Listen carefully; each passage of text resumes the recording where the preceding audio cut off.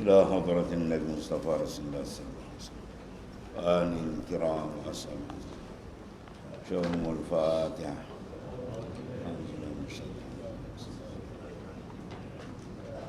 إياك نعبد وإياك نستعين غير المغضوب عليهم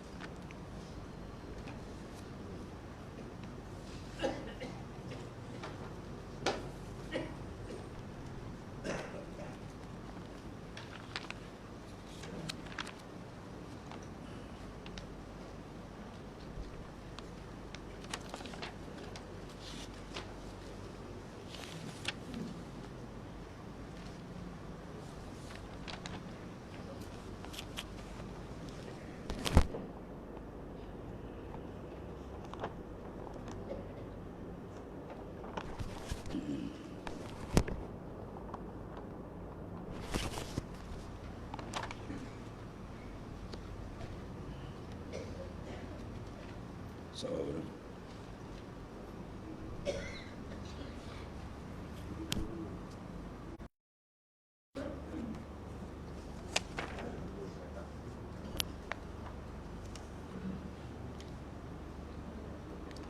Bismillahirrahmanirrahim.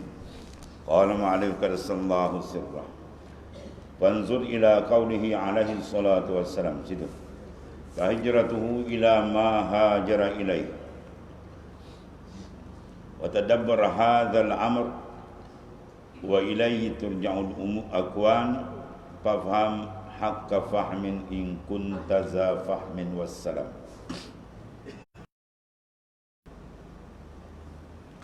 Maka tilik olehmu kepada sabda Rasulullah sallallahu alaihi wasallam. Maka adalah pindahnya itu kepada yang berpindah ia kepadanya. Man perpindahan seseorang tadi mengikut qasad kepada mana ia berpindah.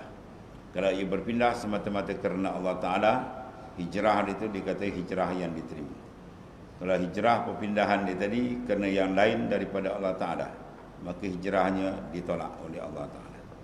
Itu hijrah yang luar. Begitulah hijrah batin. Ya, hijrah batin rohani manusia tadi. Dia pergi ke mana dalam beramal, adakah terus deret betul tepat kepada kiblat roh dia, iaitulah Allah Ta'ala, ataupun dia berpusing ke arah yang lain. Kalau dia menuju ke arah yang lain, maka jawab dia batallah, ataupun ditolaklah segala amalan yang dilakukan.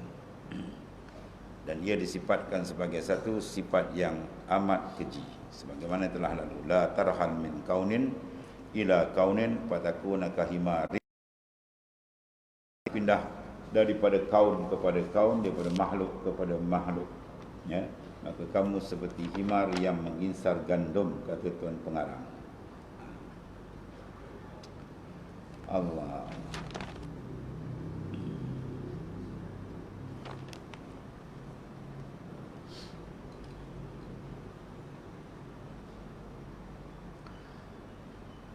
Dan bicarakan pekerjaan ini, dan kepadanya jua kembali segala akwan. Dan bicarakan mana ambil tumpuan sebenar-benarnya dalam pekerjaan ini, iaitu membetulkan akan qasad dan tujuan kita.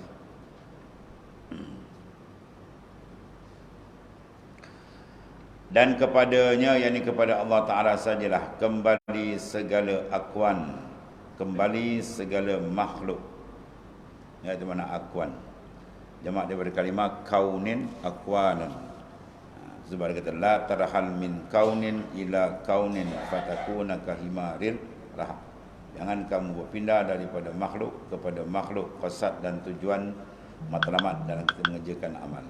Maka kalau gitu fatakuna kahimarir rahab. Kamu seperti, kata Tuan Pengarang, macam himar yang mengisar gandum. Berat. Maka fahamkan olehmu dengan sebenar-benar fahmin, dengan sebenar-benar faham, jika ada engkau mempunyai faham. dan sejahteralah atas orang yang mengikut petunjuk.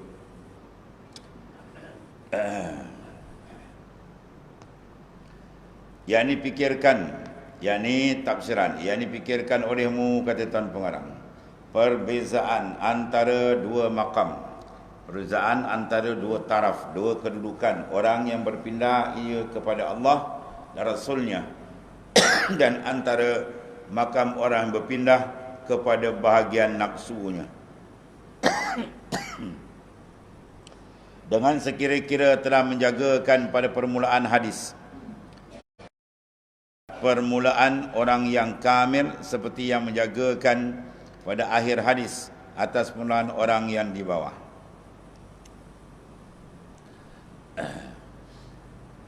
Allah. Apa dalam hadis tu? Ya, itulah barang siapa yang berhijrah, ya, ilallah, hijratuhu ilallah wa rasul.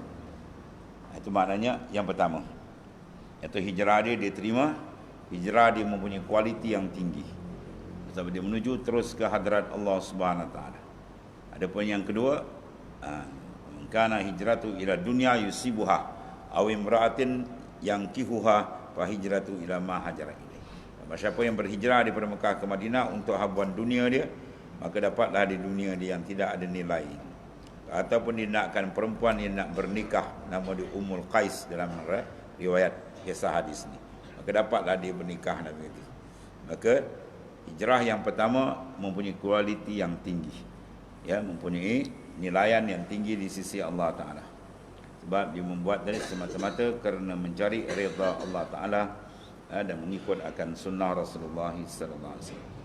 Adapun yang kedua, zahirnya saja bersama dengan Rasulullah sallallahu alaihi wasallam, cedera, dalamannya rosak, sehingga Rasulullah menggelarkan dia Muhajir Ummul Qais, mana orang yang berhijrah kerana nak bernikah dengan Ummul Qais. Maksud dia apa? Hijrah dia ditolak. Zaman Rasul kan ada Rasul lagi tu. Zaman kita dah tak ada dah. Rasul dah tak ada sallallahu alaihi wasallam. Sahabat dah tak ada. Tabi'in dah tak ada. Tabi'in dah tak ada. Tinggal ujung-ujung. Dia duduk ni zaman ujung-ujung, ya. Zaman yang sangat-sangat bahaya. Bermakna nak samakan nilai orang dulu, jauh. Kekuatan iman dia, kekuatan ibadah dia, kekuatan takarrub dia, hampingan makrifat dia dengan Tuhan jauh dengan kita. Sebab tu kalau tidak berhati-hati sangat bahaya. Ya, sangat bahaya.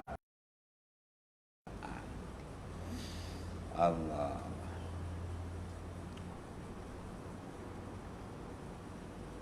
Dan adalah menyebutkan dunia dan perempuan, serta bahawasanya perempuan itu setengah daripada dunia. Ya.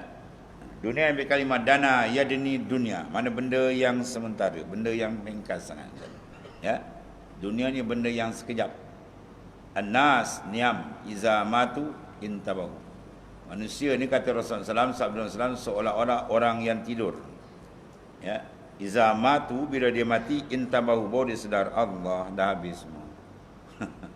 Ya, yang berpangkat tinggal pangkat, yang ada jawatan tinggal jawatan, yang ada harta tinggal harta, ada anak cucu tinggal semua, ada harta benda tinggal semua, apa pun tak bawa dan tak ada apa. Yang dikejar, rupa semua ditinggal.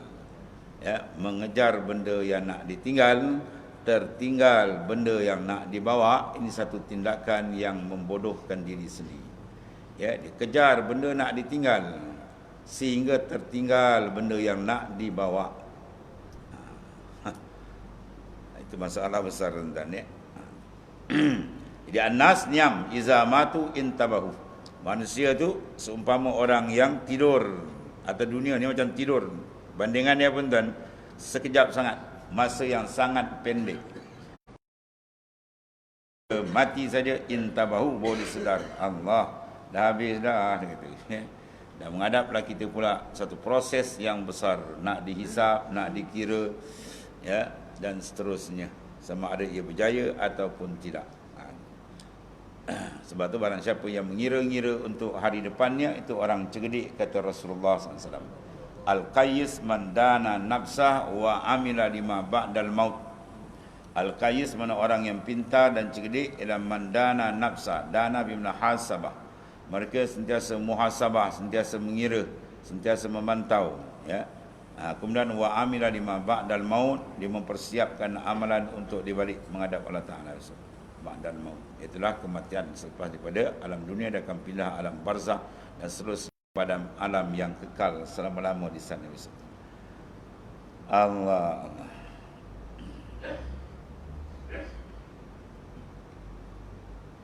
Dan adalah menyebut dunia dan perempuan serta bahawasanya perempuan itu setengah daripada dunia, iaitu memberi faham bahawasanya yang dikendaki tiap-tiap satu di dalam dunia itu daripada syahwat atau daripada harta, mengikut akan syahwat dia, kendak, keinginan nafsu yang menjauh jarakkan dia daripada Allah Subhanahu wa taala. Ya, sebab keluar daripada nafsu ni nikmat paling besar, di antara nikmat yang besar. Khuruju minan nafs hiya nikmatul uzma fa innahu hijabun bainaka wa bainallah. Dapat keluar daripada tawanan nafsu, kita dapat kawal dia, kita kontrol dia, bukan dia kudakan kita kudakan dia. Itu nikmat paling besar. Sebab fa innahu hijabun bainaka wa bainallah. Sebab nafsu tu hijab antara kamu dengan Tuhanmu. Kita taat kepada nafsu, kita terbalik, tuan. Ya, kita tergajangkan dia, kita selamat, tuan. Ya, kita taat ke dia, kita rosak. Taqwan ilahi midarikul lisa'adah wa tiba'u ahwa ra'su syarril hailah. Taqwan ilah, takut ke Allah Taala ni, ialah taqwan ilahi midarikul lisa'adah. Mana paksi tempat berpusingnya segala kebajikan dunia dan akhirat diduduk atas taqwa Allah. Kebinalah takwa dengan 3 pembinaan: al-ilmu, al-amal, al-ikhlas. Kemudian watiba mengikut akan hawa nafsu. Ya, syar, kejahatan semata-mata. Ha'il, yang mendinding dan menghijab antara hamba dengan Allah Ta'ala. Hamba akan tertutup pandangan di kebesaran Tuhan bila diikut akan nafsu dia. Hamba akan tertutup akan kemuliaan kehaibatan Allah bila diikut akan nafsu dia. Dia akan tertutup pandangan dia kepada untuk membawa bekal kepada akhirat bila diikut akan hawa nafsunya. Dia tertutup daripada kebenaran apabila diikut akan hawa nafsunya. Ya, dia langgar segala-gala yang dia nak langgar apabila diikut akan nafsu dia. Dan rosak serosak-rosak dunia akhirat apabila ia ikut akan nafsunya. Jihadun nafs merupakan jihadul akbar. Ya, bidalil qauli ta'ala innan nafsa la ammaratun bisu. Jihad menentang nafsu ni jihad paling besar. Berdasarkan kepada nas Quran bahwasanya innan nafs, sungguhnya nafsu, la ammaratun, sesungguhnya ke arah kejahatan. Maka nak menombangkan nafsu macam mana, tuan-tuan? Kena rangkaikan hubungan kasih kita sekuat-kuatnya dengan Allah Ta'ala. Ya, nafsu takkan tombang kalau kita tak letakkan 2 perkara. Pertama apa? Takut yang sungguh-sungguh kepada Allah. Yang kedua, rindu yang cukup kuat dengan Ta'ala. Bila kerinduan asyik kita dengan Tuhan, lazat dengan Allah Ta'ala telah mula bertunas dan subur dalam hati kita, maka unsur nafsaniyah akan tanggal. Ya, sebab dia ada satu tarikan dia dengan Allah Ta'ala. Kelazatan dengan Ta'ala dia membakar segala yang lain. La yukhrijun nafsan ya sawa ila nafsi illa bi khaufin mus'in aw syaqqun mughli. Kamu takkan boleh keluarkan nafsu yang ganas sendiri, melainkan dengan takut yang cukup kuat dan rindu yang membara. Sebab itulah ulama-ulama sufi, para arif billah, dia merapatkan sesungguh-sungguh hubungan qalbi, batin dia dengan Allah Ta'ala. Bila batin sudah asyik dengan Tuhannya, dia tak akan berpaling kepada lambayan-lambayan atau panggilan-panggilan nafsu yang jahat. Bakal ada terikat, dia tak boleh jalan. Dan kaifa yarhalu ila Allah wa huwa mukabbalun bi syahawatih. Dah lepas kamatan. Kaifa yarhalu ila Allah, macam mana kamu nak berjalan ke hadirat Tuhan, wa huwa mukabbalun bi syahawati, sedangkan kamu ditambat oleh nafsu. Tak boleh jalan, jam. Ya, mesti kerat dan kalau kita kerat di nafsu, dia ada unsur nafsu macam-macam bentuk, tuan. Macam-macam bentuk. Atau daripada harta. Mana dikendaki sesuatu daripada dunia itu, minasyahwah awil mal, ataupun dari segi harta benda. Ini banyaklah ya, dalam bentuk-bentuk ini benda-benda yang menyebabkan manusia teralih pandangan dia daripada kiblat yang hakiki ialah Allah Taala. Dia akan terpusing bila diikut aja nafsu, dia akan terpusing. Ya, kiblat rohani dia akan terbalik. Dan begitulah seterusnya. Dan murad daripada hadis ini, kena daripada hadis innamal a'malu binniyat bikum limri'in ma nawa ni sampai akhir ni. Iaitulah keluar daripada dunia dan daripada tiap-tiap satu bagi Allah Taala. Itu maksud ini. Murad atau kendaki daripada mafhum daripada hadis ni, kesimpulan dia iaitulah keluar daripada dunia. Ya, keluarkan himmah kita, keluarkan hala tuju kita supaya kita tidak menjadi ya mana hamba kepada dunia, bahkan menjadi hamba hanya kepada Allah Taala. Dan daripada tiap-tiap suatu ya bagi Allah Taala. Balikkan semua tu kita buat semata-mata mencari keridaan Allah Subhanahu Wa Taala. Baru dia betul. Dia duduk, dia bangun, dia berjalan, dia bekerja, dia makan, dia minum, semua nokta akhir dia apa? Lillahi Ta'ala. Baru dia selamat. Kalau dia pusing niat lain, dia habis. Dan hikayat daripada seorang laki-laki berkata kepada syekhnya. Apa dia kata? Katanya, wiridkan olehmu akan satu wirid. Maka amarah syekhnya. Katanya, adakah aku ni Rasul mewajibkan segala yang wajib? Dan segala fardu itu telah maklum, dan segala maksiat itu telah masyhur. Maka jadikan olehmu bagi segala fardu itu peliharakan, dan bagi segala maksiat itu tinggalkan, dan peliharakan olehmu akan hatimu daripada berkendak kepada dunia dan kasih kepada perempuan, dan lebihkan daripada syahwat. Itu dia. Jadi satu hari seorang tadi diminta wirid kepada apa? Syekh dia. Jadi syekh dia tengok mungkin dia tak berapa pelihara lagi. Amarah syekh dia marah dia. Dia kata pelihara tu dulu tu. Ya, kewajipan tu pelihara. Aku bukannya Rasul nak pergi wajib kat engkau, tapi yang dah siap tu berjaga dulu. Ya, jaga dulu. Syekh Ahmad dulu kan, mufti kerajaan Negeri Sembilan dulu. Dia banyak karamahan tadi. Arwah Syekh Murtada punya bapa. Itu setengah daripada wali besar. Syekh Ahmad ni mufti Negeri Sembilan dulu. Kereta api pun ditahan, berhenti. Satu hari diterlajak, jadi kereta api dah jalan. Potong jalan, ditahan kereta api. Tengah jalan, berhenti. Kita kadang tahan bas tak berhenti. Itu karamatul awliya. Banyak lagi karamat dia. Jadi nak cerita satu hal, satu hari, seorang tu datang nak bai'ah, minta ijazah dengan Tuan Guru, dengan Tuan Guru Haji Ahmad Syekh Ahmad lah, dengan Mufti Arwah dia. Nak minta ijazah tarekat Ahmadiyah Idrisiyah. Dia duduk je kan, tuan saya tengok aja dia. Ambil ijazah. Subuh tadi kau tak semayang Ijazah palatuk kau dia tu. Subuh tadi kau tak semayang. Dia tenung tembus. Jangan, maksud apa tu? Peliharakan yang wajibat betul-betul. Itu satu uslub, satu cara. Dalam dua jalan sebenarnya. Kalau ikut jalan itu, dia suruh kita tamkinkan, kemaskan dulu. Ya, segala faraid kemas, kemudian barulah dimasuk. Ya. Kalau ikut Syekh Abdul Qadir Jailani pula, dia lain. Terus. Sampai perompak pun dia banyak. Dia tangkap perompak, dia banyak terus. Jadi perompak tu beramal dengan tu, sebab amalan tadi terbuka, hati dia makin terang, makin terang. Akhirnya dia pun menyelesaikan kewajipan dan sebagainya. Mana dua ni ada dua cara yang boleh dipilih, mana-mana pun tak apa. Yang penting kita nak tengok orang pergi kepada hadrat Allah Ta'ala. Itu saja. Dia tenung tembus tuan ni. Subuh tadi kau tak semayang ni. Allah. Ini sama macam cerita dia. Ya. Kau wajib kau tak berapa pelihara. Yang Tuhan dah suruh kau tak berapa. Kau tumpukan. Kau nak tambah lagi yang ni pula maknanya. Kan? Dan segala maksiat itu telah masyhur, maka jagakan. Yang fardu itu peliharakan betul-betul. Maksiat itu tinggalkan sungguh-sungguh. Kemudian pelihara hatimu. Ini yang besar ni. Pelihara hatimu daripada berkendak kepada dunia. Hati kita, matlamat kita satu je. Wa anna ila rabbikal muntaha. Kepada Tuhan kamu saja kemuncak segala-galanya. Ya.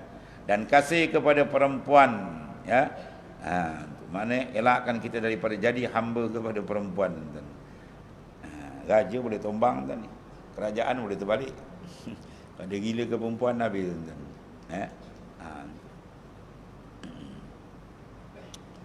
Allah.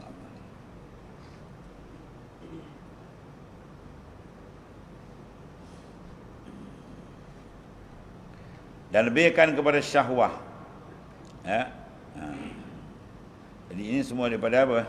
Benda-benda yang perlu kepada riyadhah wal mujahadah. Supaya kita dapat bersihkan daripada unsur-unsur kekotoran tadi.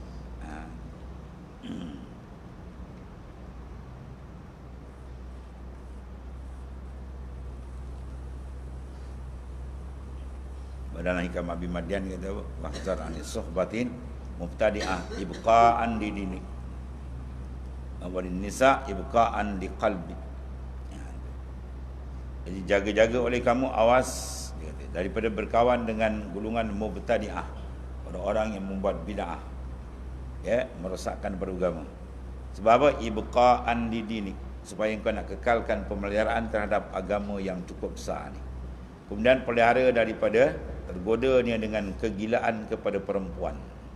Sebab dia boleh merosakkan akan hati kamu daripada menghadap Allah Subhanahu Wa Taala. Perempuan ni ujian besar ni. Laulan nisa la ubidallah haqqa ibadati. Sabda Rasulullah SAW, kalau kaum perempuan ni tak ada atas muka bumi, dan saya kaum lelaki dapat ibadat 100%. Maknanya ujian kuat ni. Tapi dalam hadis lain pula Rasulullah mengangkat martabat perempuan kalau dia berjaya menjadi hamba Tuhan yang sebenar. Itulah mar'atus salihah khairun minad dunya wa ma fiha. Perempuan yang salihah ni harga dia lebih mahal daripada dunia dan isi dunia. Jadi dia duduk dua persimpangan. Dia betul jaga kedudukan dia sebagai hamba Tuhan, maka martabat dia tinggi. Kalau tidak, dia jadi perosak, tuan-tuan. Apa unsur pun orang gunakan perempuan ni. Unsur syahwat ni perempuan banyak menggunakan. Perangkap orang lah itu pun mau digunakan perempuan, tuan. Allah. Kemudian redalah engkau daripada demikian itu pada yang dibahagikan bagimu, dan apabila datang bagimu yang dikeridaan, maka jadikan oleh bagi Allah syukur. Dan apabila datang bagimu yang kedukaan, maka jadikan olehmu sabar. Mana reda dah engkau dengan demikian itu, pada mana yang dibahagikan Allah Ta'ala al-malik ma'isyata bain qasamuha. Redalah dengan apa yang telah ditaksim, dibahagikan oleh Allah Ta'ala kepada kamu, untuk kita apa? Mudah beribadat kepada Allah Ta'ala, senang lapang hati kita, tuan-tuan. Apa yang bagi alhamdulillah, senang. Itu dia. Maka jadikan olehmu bagi Ta'ala syukur, dan apabila datang bagimu kedukaan, maka jadikan olehmu bagi nisa sabar. Itu saja ubat dia. Dia peringkat awal, tuan-tuan. Tapi Imam Junaid berkata tersilap dalam dua perkara. Aku duduk dalam, patutnya aku duduk dalam makam syukri, tapi aku menyangka duduk dalam makam sabar. Faham tak? Bila kena saja ujian Allah Ta'ala, kita biasanya berapa, tuan? Sabar, kan? Si Junaid kata begitulah di awal. Tapi bila di akhir dibukakan kepada aku pun silap. Kena bala tu patutnya bukan sabar, kena naik seperingkat lagi. Kena bala tu kena syukur. Sebab dalam bala tu limpahan nikmat Allah banyak. Seorang kena je bala, dosa dia diangkat oleh Allah Ta'ala, martabat dia dinaikkan oleh Tuhan. Oh, banyak kelebihan di situ. Satu bala dalam kadang-kadang pemberian dengan Tuhan. Yang ini segat dia berbala tadi, dia sedar, dia insaf, dia dapat petunjuk, hati makin rapat dengan Tuhan. Situ. Lepas tu kata arif billah, seorang tidak dikenal, tak dikatakan mengenal Tuhan sebenar selagi tidak merasakan bala itu nikmat. Bala itu nikmat, tuan-tuan. Sebab tu para aulia bila dikena ujian dia kata alhamdulillah albasani libasal aulia. Segala puji bagi Allah yang telah memakaikan aku pakaian kekasih-kekasih. Masya Allah. Ya, bala ujian itu pakaian kekasih Allah Taala. Ya, inna asyaddan nasi bala'anil anbiya summal amsalu fal amsal. Orang yang paling kuat diuji coba oleh Taala di kalangan para nabi-nabi dan rasul-rasul. Kemudian orang yang mengikuti jejak langkah mereka. Jadi ujian, bala, masaib, musibah ni sebenarnya pada hakikat ialah pakaian para kekasih Allah. Maka pakaian kekasih Allah disarungkan kita. Apa kita nak kata? Sabar je lah, macam tu ke? Dapat pakaian mahal tuan-tuan, alhamdulillah. Tadi. Kalau dia memandang dengan pandangan dalam, kalau dipandang dengan pandangan luar yang sudah dicampur diadun dengan nafsu, dia mengeliatlah. Asyik aku je kena bala. Pas sakit demam berdemam ini macam-macam dah gitu kan. Dia mengecit. Kata Sayyidina Umar, kamu reda dengan qada Tuhan, besar pahala martabat kamu diangkat. Kalau kamu tak reda dengan keputusan Tuhan, qada Tuhan tak ikut engkau gitu. Tu Sayyidina Umar senang dan ya. Wa qada'ullahu yajri. Qada Tuhan terus berlaku. Ya, engkau sabar, engkau reda, tinggi martabat kamu, banyak untung kamu dapat. Kamu tak sabar, qada Tuhan tak ada break, di jalan terus. Jadi hendaklah kita apa? Latih dengan sifat reda. Bila kita dapat makam mahabbah, ya, kena latih dapat mahabbah. Bila seorang dapat mahabbah dengan Tuhan akan berpusing. Dan man'u ainul ata. Ya, bala tidak dapat nikmat, tak dapat sebenarnya dia rasa dapat entah ya. Sebab pakaian dewan ni berbeza. Dia pakaian mahal, dia pelik daripada orang lain. Pakaian para awliya ni, cara dia ni adalah cara yang berbeza. Dia panggil daripada adat dia. Sebab dia dapat pemuda berbeza. Sebab daripada karamat ialah amrun kharikun lil adah.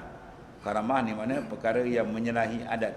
Sebab apa dia dapat? Dia punya ibadat pun menyalahi adat juga. Tak sama macam kita. Ya, kita ibadat daripada dulu sekarang macam tu lah, sama je lah. Dia orang lain.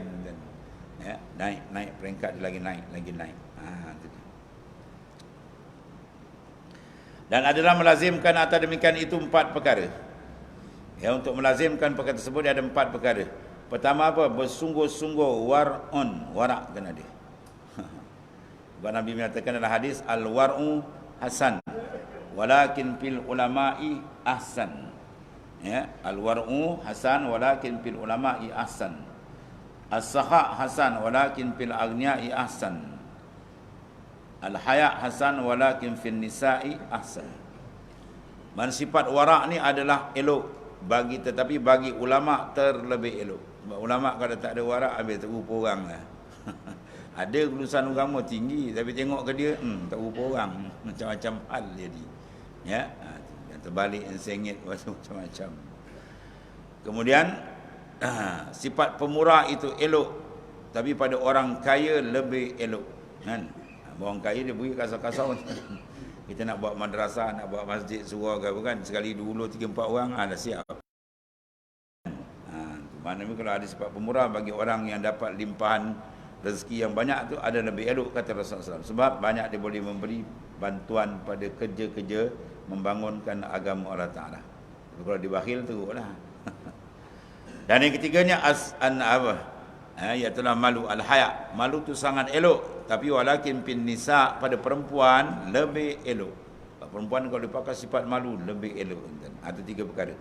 Betul, warak ni perkara penting. Maka warak ni ada warak yang wajib, ada warak yang sunat. Warak yang wajib semua kita kena pakai. Apa dia? Tarkul maharim, meninggalkan segala benda yang diharamkan oleh Ta'ala. Ya, itu warak yang wajib, semua kena pakai. Ya, adapun warak yang sunat itu berlebih-lebihan dalam mengambil kenikmatan tadi. Itu warak sunat dan banyak perbahasan dia lagi lah panjang ya. Pada zaman si Hasan Basri ketika dia mengajar di Masjid Kufah, datang Sayyidina Ali. Ketika itu Sayyidina Ali jadi khalifah. Dia kata, kau mengajar ilmu Allah Ta'ala, kau mengajar agama, kau mengajar Islam kan. Apa yang menyelamatkan, apa yang merosak dan menjahanamkan agama? Jawab. Kalau kau boleh jawab, kau terus. Kalau tidak, kau minta oleh akan tarik. Kalau tidak, kau kena tarik. Jangan mengajar lagi lah. Kalau benda yang menyelamat agama kau tak tahu, benda yang merosak agama kau tak tahu, sedangkan kau mengajar agama, Tak payah mengajar kata senal. Dah banyak dah ditanya, jawapan-jawapan kurang memuaskan, kau punya giliran tak senal kata. Maka si Hasan Basri jawab dua patah je. Ya, yang menyelamatkan agama ialah al-war'u, sifat warak. Yang menjahanam merosakkan agama ialah at-tam'u, sifat tamak. Jawapan macam inilah yang aku kendaki, kata senal. Terus tak banyak. Tak ada nak baca banyak-banyak akan dua patah je. Ya, yang menyelamatkan agama apa dia, yang merosakkan agama apa dia. Sayyidina Hasan Basri jawab dua patah aja. Yang menyelamatkan agama ialah ar-war'u, sifat warak, dan yang merosakkan agama ialah at-tam'u, sifat tamak. Bila tamak aja dah habis tuan. Ahli ibadat pun habis. Hafiz tuan-tuan, terbalik. Siapa dia yang terbalik? Hafiz tuan. Siapa dia? Qarun. Qarun ni hafiz Taurat kan. Taurat dihafal. Ya, ulama kata tak sampai 10 jari orang boleh hafal Taurat sebab dia berat. Qarun di antara orang boleh hafal Taurat. Tapi bila dia kena aja satu ujian tamak, habis terbalik. Ya, sebab di Nabi Musa ada ilmu kimia. Ilmu boleh buat emas tuan. Dia kecek Nabi Musa dapat. Dia dapat tu dia polon betul-betul. Sampai kunci gedung dia aja dekat tu 70 ekor unta. Turun ayat zakat. Ayat zakat turun yang melenting. Ya Musa, ini bukan ayat Tuhan, ni kau dengki dengan aku. Dah mula dia buat perangai tadi. Padahal dia dulu tak ada apa pun. Orang rapat dengan Nabi Musa, hafaz Taurat tuan, hebat ulama tu. Jangan celang orang, Taurat dia hafal. Ya, tak cukup lagi apa? Dia takut Nabi Musa minta lagi, dia fitnah Nabi Musa habis tadi. Dia gunakan emas yang banyak, dia suruh perempuan pelacur tadi berzina. Bila perempuan tu dah mengandung, dia suruh perempuan tu istihar di tengah bandar. Aku berzina dengan Musa. Oh, dahsyat. Bukan fitnah orang pun dah besar. Ini Rasul, Nabi, Ulul Azmi, Kalimullah, Nabi Musa. 4 pangkat besar dia. Dia fitnah Nabi Musa dengan perempuan. Ya. Bila hari perbicaraan dia, antara sentap kaki dia habis. Mengikut ulama' mengatakan, diturunkan sikit-sikit. Sampai kiamat boleh dia jawab bawah. Dia seterik oleh bumi. Ya. Kat sana Mesir tuan ni. Kita pula cari harta karun kat Malaysia. Kat Gunung Ledang nak cari harta karun. Macam-macam dia orang. Itu nak ceritakan bahawa bila tamak ada dah habis tuan.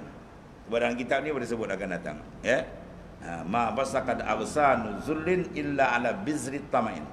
Ma basaqad aghsanu zullin, tidak merantingnya ranting-ranting kehinaan illa ala bizri tamain, melainkan ditumbuh daripada biji benih tamak.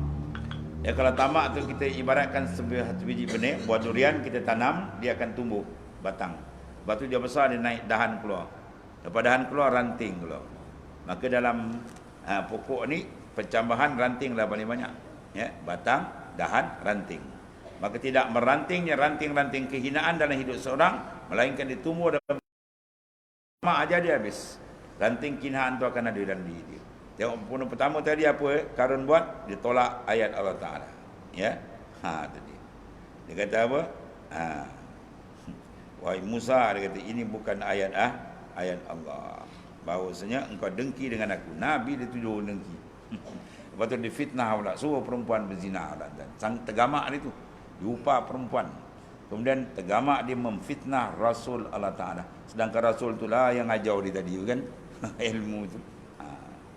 Allah lah, dahsyat tuan ni. Itu makna dua perkara besar. Yang pertama al-war'u, dan keduanya membaiki niat. Ini benda penting sekali.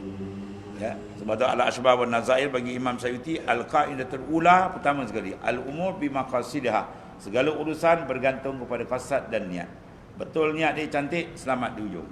Kalau tidak, dia rosak di ujung. Dan ketiganya ikhlasul amal, membersihkan amal, ikhlas semata-mata lillahi ta'ala. Dan keempat dia berserta dengan ilmu. Apapun kita nak buat, dia kena ada ilmu. Bila amal dengan ilmu, insya-Allah dia akan selamat. Dan tiada sempurna bagimu sekalian itu. Kewarakan takkan sempurna, niat yang suci yang bersih. Keikhlasan amal akan terganggu. Ya. Dan mencari ilmu itu pun untuk menimba ilmu akan tergendala juga, melainkan dengan bersahabat dengan orang yang saleh. Ini kepentingan sohbah pula. Dan syekh yang memberi nasihat, guru yang membimbing. Dan kerana inilah isyarat oleh mu'alif dengan katanya, Kata Syekh radhiyallahu an, la tashab man la yunhiduka halu wa la yadulluka 'ala Allahi maqalu. Jangan kamu bersahabat dengan orang yang tidak menunjukkan dikau halnya dan tidak menunjuk akan dikau perkataannya. Kita nak bersahabat, mesti cari orang yang mana kelakuan akhlak dia makin dekat kita dengan Tuhan. Dia bercakap, percakapan dia makin menunjuk kita ke jalan Allah Ta'ala. Orang ni kita kena buat sahabat. Kalau sebaliknya, jangan buat sahabat. Dia kalau bercakap kita makin jauh dengan Tuhan. Lagi kita berkawan dengan dia, lagi malas kita kerja ibadat. Ni jangan buat sahabat. Ini buat kenalan saja. Ada lain tuan-tuan, kenalan lain, sahabat lain. Kenalan ni lebih kurang jumpa, beri salam, belanja teh, lebih kurang dah lah. Tu tanya khabar. Nak rapat sungguh, ni kena jaga. Nak rapat sungguh ni kena jaga. Sebab rapat ni kalau kita tengok, Masya Allah. Kalau kena cara baik, anjing masuk syurga. Ya, bila sohbah baik betul-betul, anjing ashabul kahfi tuan-tuan masuk syurga, binatang masuk syurga. Tapi kalau tak kena ceraya dia, yang baik pun boleh terbalik tuan-tuan. Bal'am bin Ba'urah, hebat tak hebat tuan-tuan, dah cecah darajat wali tuan-tuan. Dia oleh sohbah dengan isteri dia tadi, buat hal akhir dia terbalik tuan-tuan.